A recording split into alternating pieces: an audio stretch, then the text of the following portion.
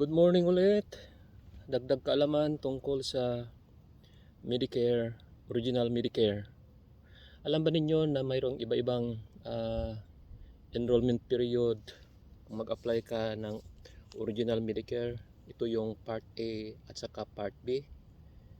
Ang una ay yung IEP. Ito yung Initial Enrollment Period kung saan 7 months ito na mag-start yung 3 months before sa month of birthday mo and 3 months after sa yung birthday. So, kailangan mag-enroll ka this period kung 65 ka na at eligible ka na mag-enroll sa Medicare o nakuha mo na yung 40 quarters sa trabaho, sa pagtrabaho. And isa naman yung special enrollment period kung saan ito kapag nagtatrabaho ka pa din nalampasan mo yung IEP kasi gusto mo pang magtrabaho. Ito yung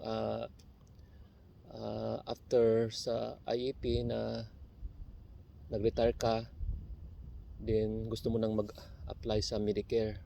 So anytime ito after yung retirement, at least anytime before sa retirement mo, then 8 months after the day of your retirement or after sa latest day sa group health plan coverage mo. At saka yung isa, yung general enrollment period. Ito yung saan hindi ka nakapag-enroll sa IEP at hindi ka nakapag-enroll during sa SEP. Ito yung time na pwede ka mag-enroll, but this is only January to March 31st.